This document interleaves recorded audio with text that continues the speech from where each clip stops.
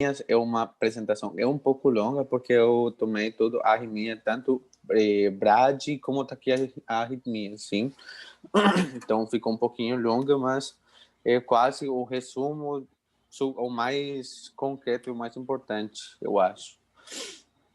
Então, vamos lá, no início, nós lembrar um pouco da generalidade do eletrocardiograma. Só um Então, segundinho para rapidão, fazer... Santiago, desculpa. Pode falar. Eu já falei para vocês que eu odeio clínica, hoje ou não? Sim. De novo? Isso, sim. De novo. Não, mas tu vai ver que aqui vai estar bem tranquilo para fazer. Então, a generalidade do eletrocardiograma, então temos que nos lembrar como que vamos fazer aquela análise do eletro, né? Como é que sai onda P, por que que acontece o intervalo PR, por que acontece o complexo QRS. Então, no início, lembrarmos um pouco de que na anatomia do coração temos 4 pontos importantes que eles podem nos levar a ter aquele resultado no eletrocardiograma. O primeiro, então, é o nó sinusal, que ele acontece na aurícula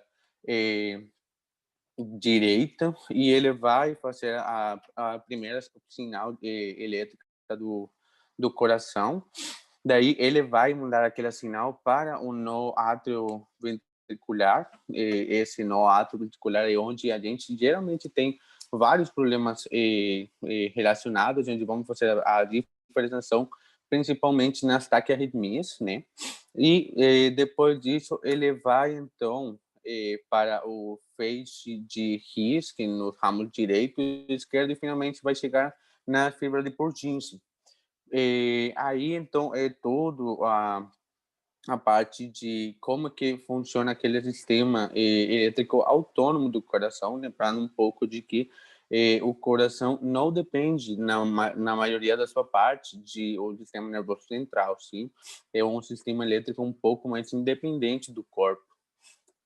Lembrando, então, um pouco aqui no eletrocardiograma, a onda P, ela vai acontecer, então, no início, com o começo da despolarização do átrio, então, o começo da despolarização do nó sinusal. Daí, ele vai acontecer, então, esse primeiro estímulo até desaparecer, então, vai criar aquela pequena curva, e vai acabar no segmento PR, que vai até a despolarização atrial completa, sim? Então, é todo esse momento de despolarização do átrio.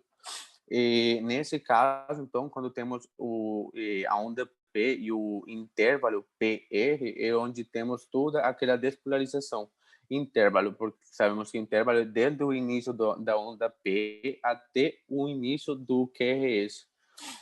E depois disso acontece então o QRS, que é o início da sinal do ventrículo, né? Então, comento da despolarização ventricular e a repolarização atrial, sim? Sabemos que é uma resposta conjunta, sim? Ele vai, então, acontecer, e ele acontece mais ou menos desse jeito, de que primeiro desce, depois se eleva e depois desce de novo. E é porque a sinal, ela começa no atrioventricular, ela vai pelo eixo de His, e depois ela vai ascender por as fibras de Purkinje, sim? Até um momento de despolarização ventricular completa, né? Que já vamos ter o comprometimento de todo o ventrículo, onde vai aparecer aquele segmento ST, e finalmente vamos encontrar então a nossa onda T, que é o começo da repolarização do ventrículo. Só que daí, esse começo da repolarização do ventrículo, ele vai desde a parte de baixo para em cima, até chegar de novo à parte central do coração. E finalmente podemos ter então a repolarização ventricular completa, que é aquele espaço que tem entre a onda T e a onda P, que é aquela linha isoelétrica que geralmente não vai ter nenhuma outra alteração. Podemos ter uma outra sinal também que pode acontecer, que é a onda U, que geralmente está depois da onda T, o tamanho é equivalente ou um pouco mais pequeno que a onda P. Então, está entre P e T, sim. E ela, até agora, não temos nenhuma, que essa que vemos aqui, né? Ela até agora não tem nenhuma significância, não temos de ser como um início, de ser o começo é devido a tal ou tal. Tem uma leve suspeita de que essa onda U aparece é mais com a resposta daqueles músculos papilares que temos no coração, sim? Mas não é tão patognomônica, né? E não vai aparecer em todos os eletrocardiogramas. E até quando aparecer, então, se aparecer e for menor do que a onda P, que geralmente é a onda mais pequena do eletrocardiograma, podemos dizer que o eletrocardiograma é normal. Quando vamos fazer, então, a leitura do eletrocardiograma, então, a primeira coisa que temos que nos lembrar é, a primeira coisa que vamos saber é se o ritmo é sinusal ou não. Como que sabemos se o ritmo é sinusal? Então, primeira coisa que vamos avaliar é se tem ou não onda P em todo o eletrocardiograma. Se tem onda P, então quer dizer que é sinusal sim. Isso já vai nos deixar um grande caminho recorrido durante a leitura do eletrocardiograma, porque sabemos que no nosso caso, as arritmias pode ter sinusais e pode ter algumas que não são sinusais, que geralmente vai acontecer sim em pacientes que são mais instáveis, sim. Outra coisa que vamos ter que ter muito presente quando estamos fazendo a leitura do eletrocardiograma vai ser então a frequência cardíaca. Tem vários métodos para nos lembrar um pouco de como fazer aquela avaliação da frequência cardíaca. Um deles é fazer a avaliação de dividir 1.500 pelo número de quadros pequenos entre um R e outro R, sim? Ou nos lembrar de que geralmente um quadro grande entre um R e outro R seriam 300, dois quadros grandes seria 150, três quadros grandes seria 100 e assim por diante até chegar àqueles números mais baixos, sim? O eixo cardíaco geralmente vamos avaliar um pouco quando temos aqueles pacientes com uma cardiomegalia, né, que tem aquele desvio à esquerda ou direita do coração. É importante também para avaliar hacia onde está a parte mais grande do coração, qual a parte que está funcionando a mais no coração, e coisas importantes, então, avaliar se é o segmento PR, ou o intervalo PR, ou o intervalo RR, sim, que são coisas bastante importantes no momento de avaliar, principalmente no caso nosso das arritmias, sim.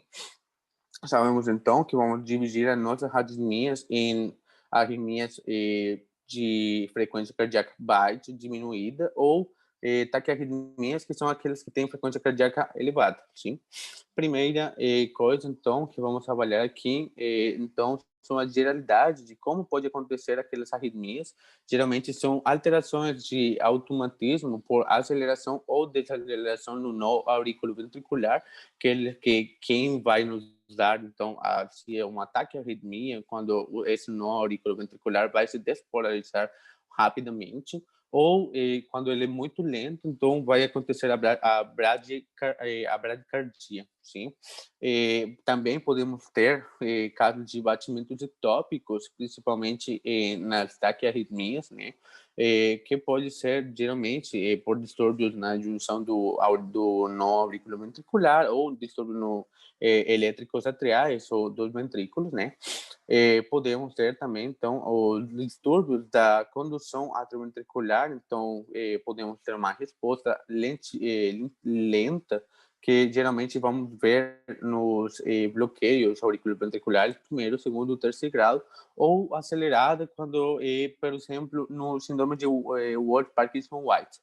E a combinação dos diferentes distúrbios que pode acontecer, então, pode ter resposta lenta, mas também pode ter resposta acelerada.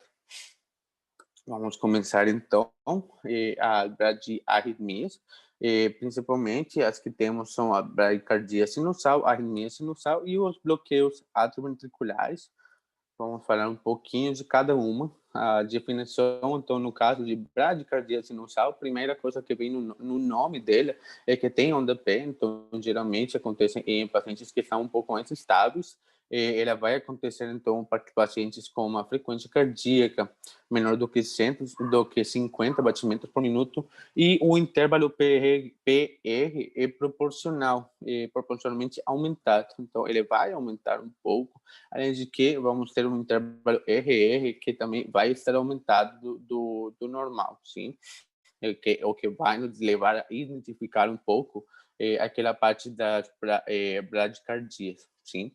O quadro clínico, então, geralmente pode ser um quadro benigno, pode associar-se, então, com síncopes vasovagais, e o tratamento pode ser em aqueles pacientes que são sintomáticos, com débito cardíaco baixo, ou inadequado, idealmente, então, seria com atropina, que é medicação endovenosa, ou em pacientes que têm aquele débito cardíaco alterado, mas que é uma alteração persistente, que vão precisar, então, daquela estimulação atrial com o marca-passos, que vai ser, nesses casos, vai ser por uma resposta crônica do paciente, que o paciente vai precisar do marca-passos porque ele vai precisar isso para o longo da vida, tá? As causas dessas bradicardias sinusais são muitas, podem ser por medicações, pode ser por um tono simpático deprimido, pode ser por tono vagal excessivo, então no caso de vômitos, quadros vasovagais, passagens de sonda nasogástrica, ou durante o sono em pessoas rígidas, ou doença diretamente do nó sinusal ou do nó sinoatrial, que pode ser secundário a uma meningite, a um tumor do sistema nervoso central, hipoxemia severa, hipotérmia, hipotireoidismo ou uma sepse, sim. Ou também pode acontecer nos casos de infarto, principalmente quando falamos de um infarto com bradicardia, vamos pensar sempre infarto do lado direito ou de cara inferior, sim. Como que vamos ver aquela bradicardia, então? Essa bradicardia, vamos ver que nem o que estamos vendo na imagem. Vemos que, então, temos 1, 2, 3, 4, 5, quase 6 quadros entre uma onda R e outra onda R. Isso vai nos levar a pensar, então, temos uma bradicardia super evidente ali. E então o segmento entre PR vai estar um pouco alterado, então vai estar um pouco um mais longe do outro, sim? Na seguinte, então, arritmia sinusal, nesses casos, então, temos uma onda P normal, diferente da anterior, que a onda P estava um pouco longe do QRS, sim. Mas, nesse caso, uma onda P normal, porém, um ritmo cardíaco irregular. Vamos ter, então, uma variabilidade maior do que 20% e o intervalo RR vai estar, então, alterado. Causas podem ser fisiológicas, principalmente pode ser em pessoas muito rígidas, deportistas principalmente, né? Que pode acontecer. Patológico pode ser por doença intrinsecamente do nó sinusal ou por medicamentos, no caso de uso de opioides ou digitais. O quadro clínico raramente provoca sintomas, é por isso que a gente fala mais de que pode acontecer mais em aquelas pessoas rígidas e geralmente ela não precisa de tratamento, ou o único tratamento que a gente vai pedir para eles é aumento da frequência cardíaca, então no momento de fazer exercício ou fazer então alguma outra atividade que vai aumentar aquele débito cardíaco do coração. Como que vamos ver então isso daí? A onda P sempre vai estar aí detrás do QRS, não vai ter nenhuma alteração na morfologia, mas vamos ter um intervalo RR variável, só que nesses casos ele vai se diferenciar, por exemplo, daqueles alterações atrioventriculares, porque a onda P sempre vai estar de trás daquele complexo QRS, não vai ter alteração entre o intervalo que vai entre P e o QRS, e além disso, sempre vai ter um P que vai conduzir o QRS, sim? Mesmo que o QRS tem aquele alongamento um pouco do aparecimento entre um e o outro, sim? Finalmente, então, nas doenças por bradicardia, temos então os bloqueios atrioventriculares. Sabemos que temos três tipos principais: o bloqueio atrioventricular de primeiro grau, segundo grau, que temos a divisão MOBITS 1, MOBITS 2, e de terceiro grau, que é o terceiro grau, que é o grau mais importante, o grau de maior comprometimento, sim? A definição desses bloqueios atrioventriculares, então, são diretamente distúrbios da condução elétrica dos átrios para os ventrículos, causando alteração do nó auriculoventricular. À medida que a velocidade da condução diminui, o intervalo PR aumenta, então temos que avaliar sempre, nesses casos, intervalo PR ou relação P com o complexo QRS, que é onde vai acontecer os grandes problemas que vamos ver em cada uma dos graus dos bloqueios atrioventriculares. No primeiro grau, temos então aquele atraso na condução para os ventrículos, então temos aquele atraso que é constante entre o intervalo P em adultos, podemos dizer que vai demorar mais do que 0,20 segundos e em crianças mais do que 0,18 segundos. Deve ser, então, constante, mas sempre vamos ter um P antes de um complexo QRS, sim? E o QRS vai estar de morfologia normal.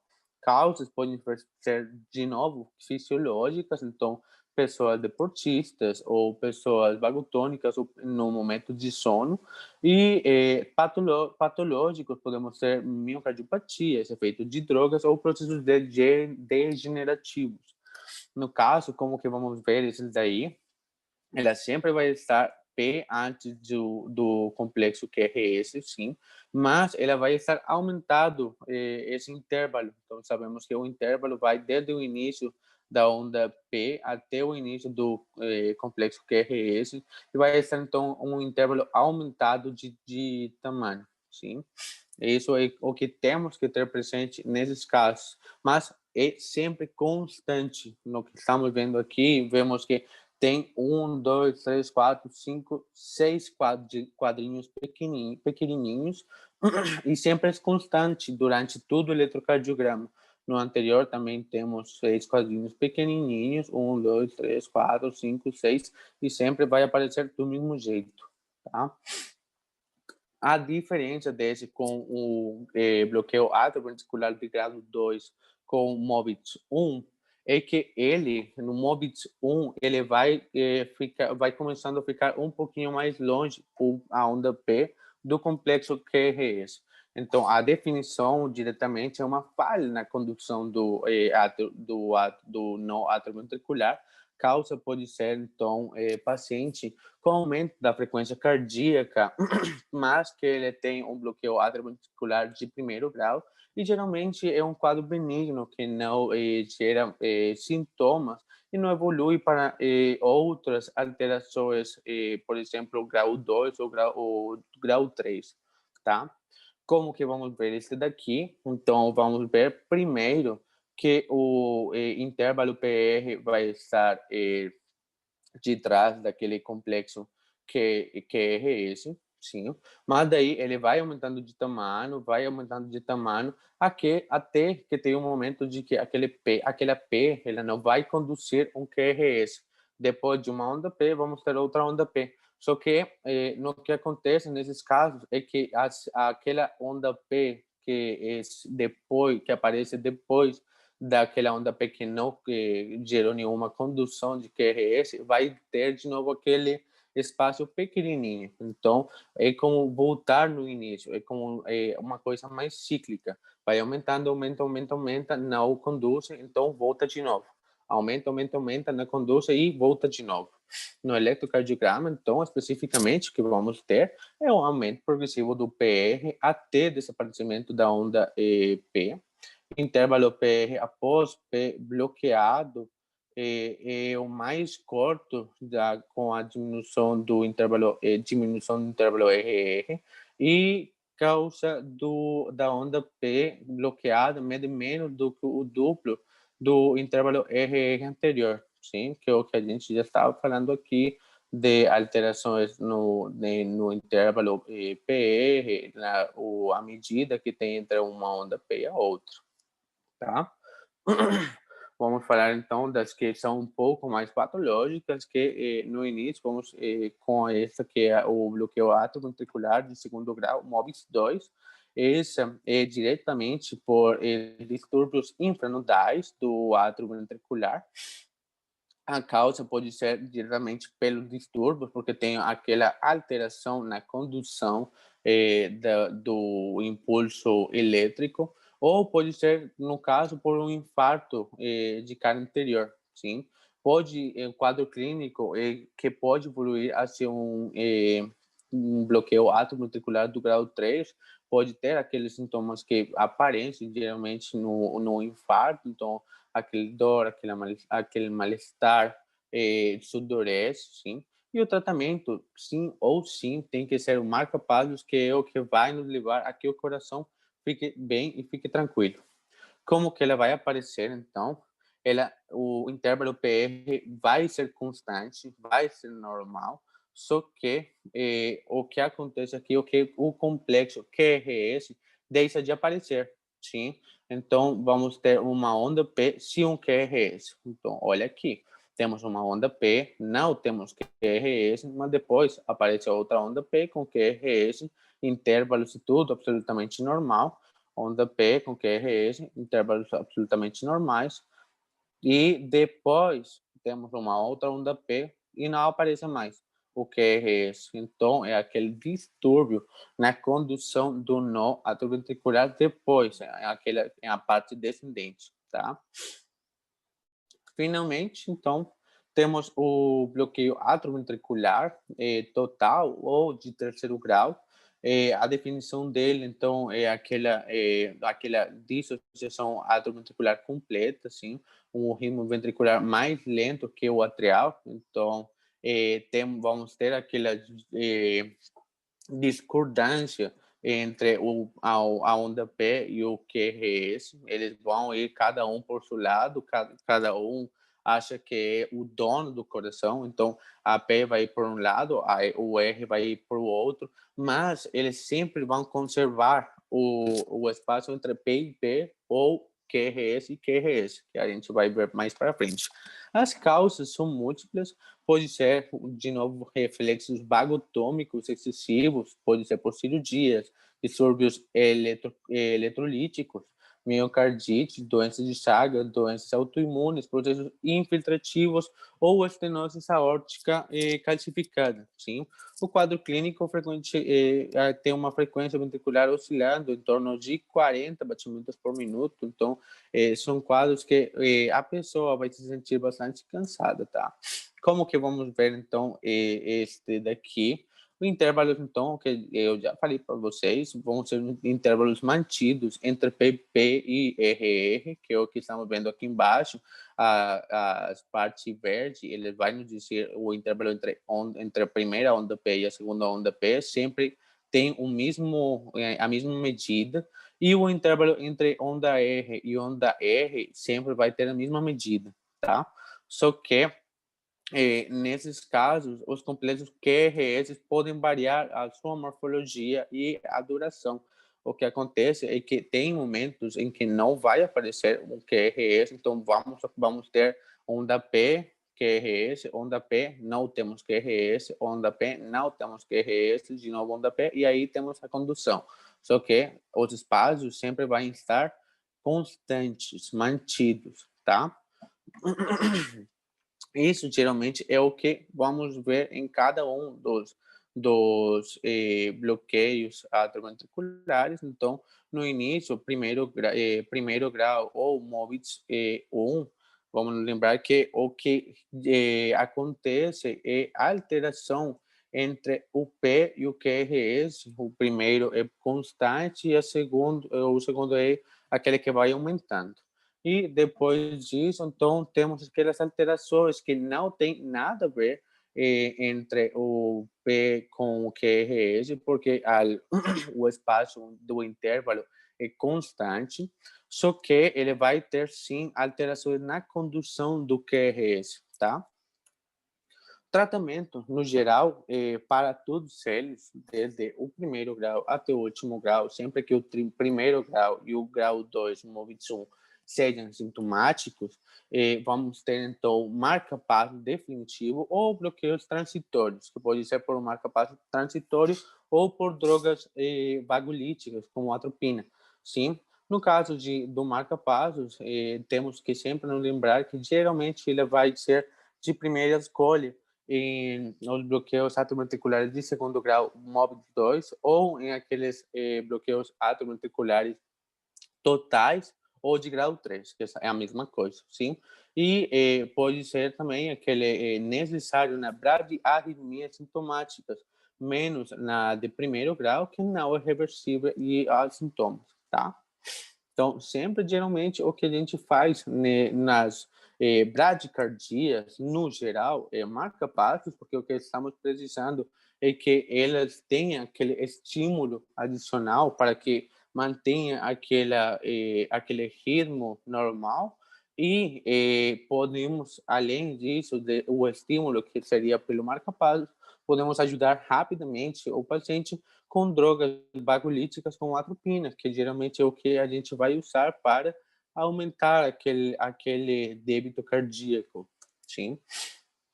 Temos ataque-arritmias que podem ser divididas em supraventriculares ou ventriculares, mas eu acho que a gente fecha aqui, porque temos 4 minutos, então durante a conversa das ataque-arritmias ele vai fechar e teríamos que entrar de novo. Então, para não cortar na metade, a gente pode fechar aqui e entrar de novo para começar as ataque-arritmias. O que vocês acham? Mesmo link, Santiago? Tá bom. Mesmo link. Beleza. Valeu, Santi. Sim, é mesmo o link, tá? Valeu. Tá bom, vamos lá.